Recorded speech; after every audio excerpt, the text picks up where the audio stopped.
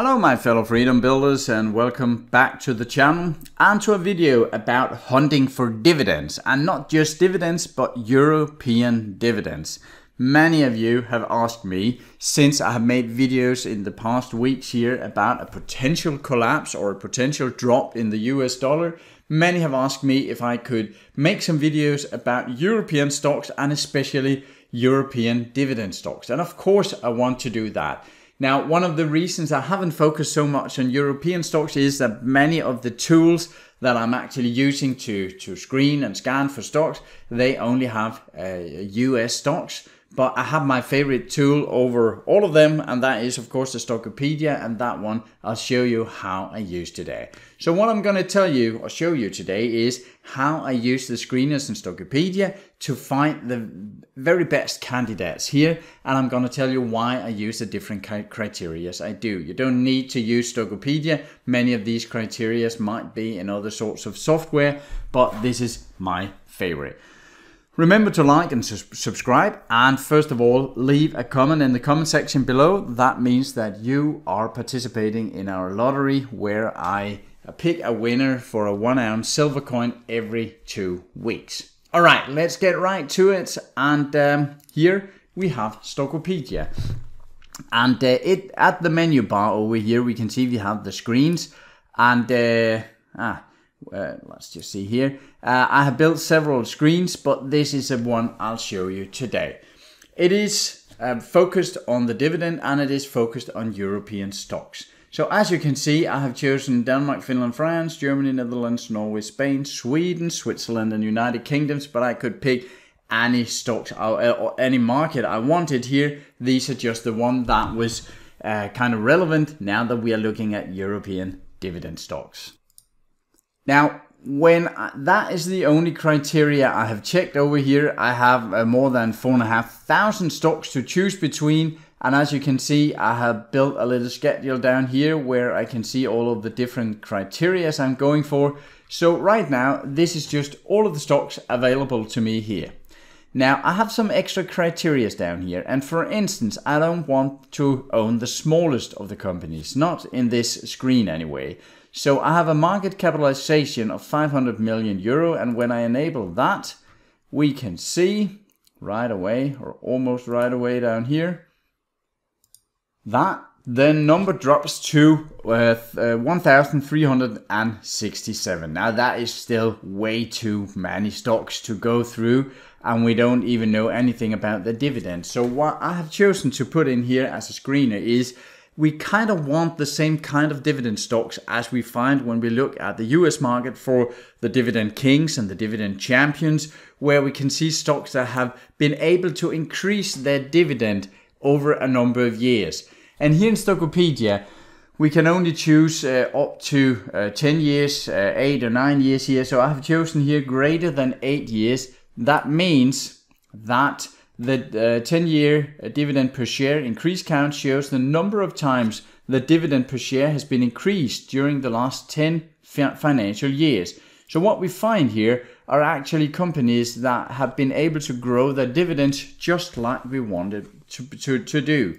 So we are enabling this one, and as you can see right away, we are down to 97 results out of more than 4,500 stocks that are above 500 million euro in market cap and has been able to increase their dividends quite consistently.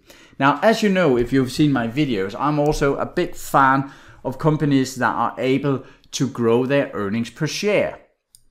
And now I could just look for growth in earnings overall, but that does not necessarily help me, because if a company issues new shares, they are diluting my share of the company, and that means that even though they are actually making the same money as last year or maybe even a bit more, if they're issuing a lot of new shares, then it actually means that my part of it, my earnings per share, drops.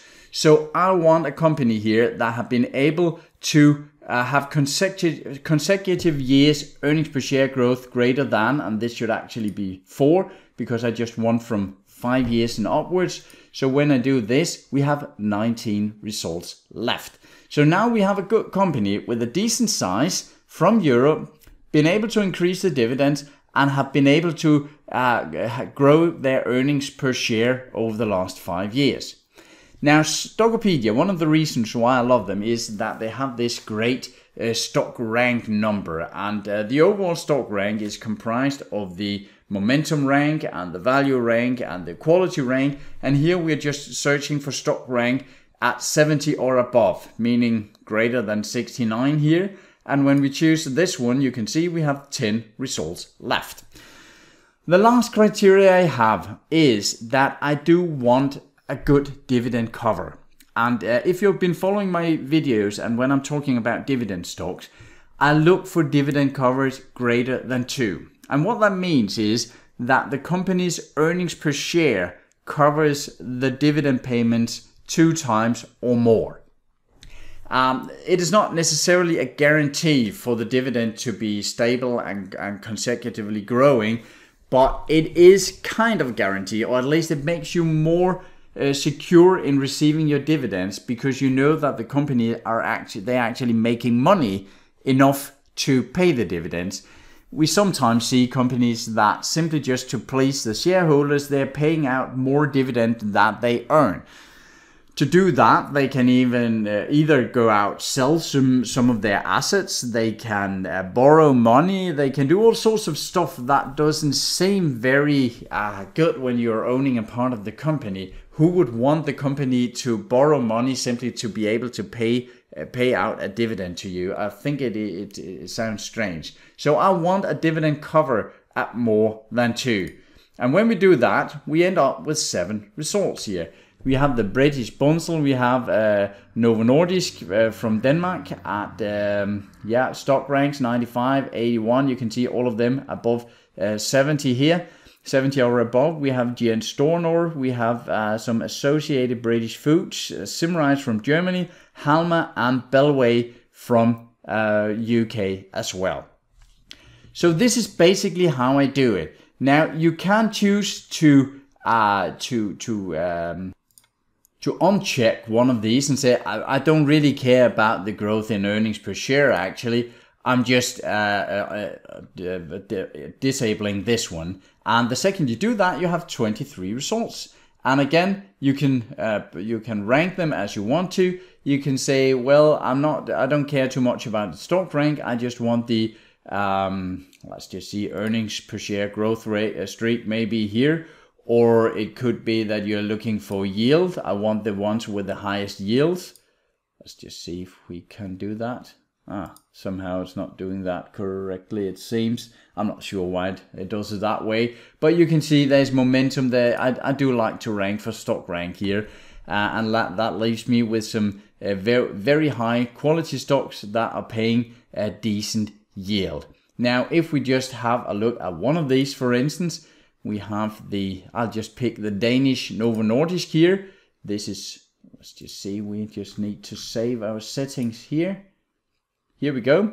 And let's have a look at Novo Nordisk. We'll have a look at the screen. We have a quality at 97. Not the highest value though. Momentum has dropped a bit. That is due to the drop in price, drop or sideways movement in price here. Overall stock rank at 81. So we could have a look at that and say, well, they do have a PEG ratio at 2.3, meaning that their price earning divided by their estimated growth in earnings per share is actually around 2. We do like that below 2, but 2.3 is acceptable, and it is actually quite amazing for a company of this size. Price to free cash flow and EV to EBITDA, 2 of the numbers I'm normally looking mostly at. They are decent compared to the industry here. Return on capital, return on equity and operating margins are amazing. Petrosky scored 6. It pretty much fulfills all my criteria here. You can see that we have a normalized earnings per share growing nicely from left to right. We have the free cash flow growing decently also. We have the dividend cover here hovering around 2, and that is exactly what I do like to see. We have some negative net debt. Interest coverage, that is 9. I do actually like the current ratio to be a bit higher, but we cannot get it all. As you can see, the analysts are fairly content with the company here. So here you have a company, also one that Stockopedia you can see healthcare, they call it balance, large cap and a high flyer. So this could actually be a very good candidate for our dividend portfolio, and at least to dive deeper into, because of course you need to do more research. Now we have this one, Bunzl, and I actually I didn't know that before I made this screen here, but as you can see, high quality, high momentum, high stock rank. PEG ratio at 2.8, a bit in the high end, but again, we are primarily looking for dividend here, so it is fair enough. Some decent quality numbers. Petrosky score at 6. We have the earnings per share going up very nicely here. We have the free cash flow going up nicely. We have the dividends per share. They're paying out 2.13%, growing it here. It is estimated to drop in 21, and you can argue, should we take it then? But couple of percent here with a good growing company. They have free cash flow here at 217 pence, I guess it is, and they are only paying out a quarter of that, so they are quite cautious here.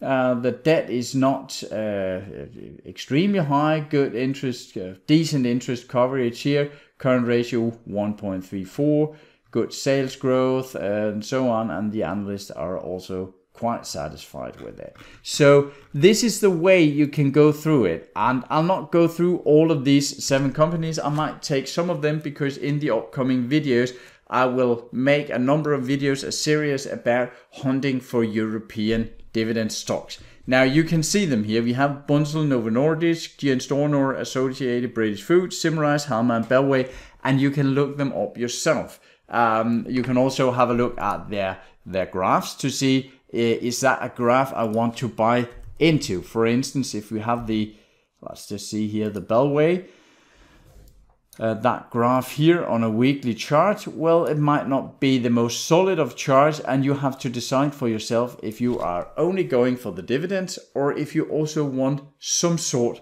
of momentum.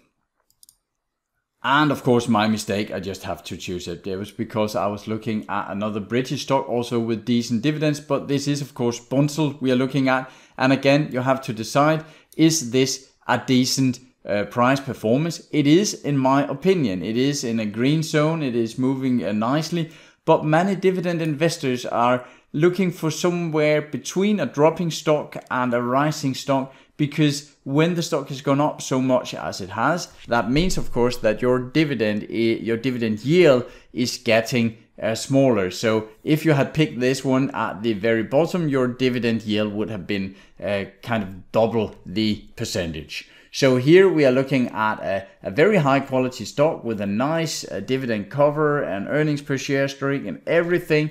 And they are also in a good trend. So this could actually be a stock that I would be looking at if I were looking at some sort of mix between momentum and dividend. But that is all up to you. I'm not making any financial advice here. I'm simply just trying to show you how do I build my screens and scanners. I will in the upcoming videos show you some other things you can do with the screener and some other scans and screens I have. This one was just one of them. And as you recall, this was the European, a high number of years with increasing count here at the dividend per share, high number of years with consecutive earnings per share growth, high stock rank, a dividend cover above 2, and a decent market capitalization. So if you use another tool than Stockopedia, you can just try and punch in these numbers. You should, I hope, get just about the same result as I did here. That's all for now, and as I said in the upcoming videos, I will give you more dividend candidates. Take care of yourself and your money out there. Remember to like, subscribe and leave a comment. Bye for now.